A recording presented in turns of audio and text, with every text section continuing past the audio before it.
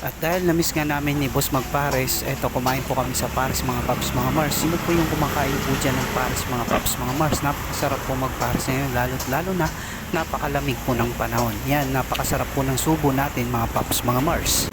Dahil nasarapan tayo mga Paps mga Mars, bibilisan natin yung kain natin at ganado tayo mga Paps mga Mars. Napakasarap talaga magpares, lalo na ngayong panahong taglamig.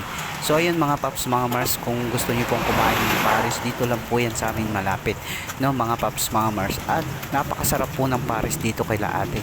Dito po yan malapit sa may Painaan sa Dilaw kung tawagin po nila. No mga Paps mga Mars, tingnan nyo naman mga Paps mga Mars, napakasarap ng subo natin at napakasarap humigop ng sabaw, lalo na ngayong taglamig. Kaya naman mga Paps mga Mars, ano pang hinihintay nyo? Tikman nyo po yung pares dito sa may Painaan sa may Dilaw. Yun po ang tawag nila dito mga Paps mga Mars. Kaya naman dinadagsa po yan ng mga tao dito, yung parisan ni Ate. Dito lang po yan sa may mga paradahan ng mga tricycle, pati nung mga bus na bumabiyahe po ng Marikina maging sa Cubao po mga Paps mga Mars.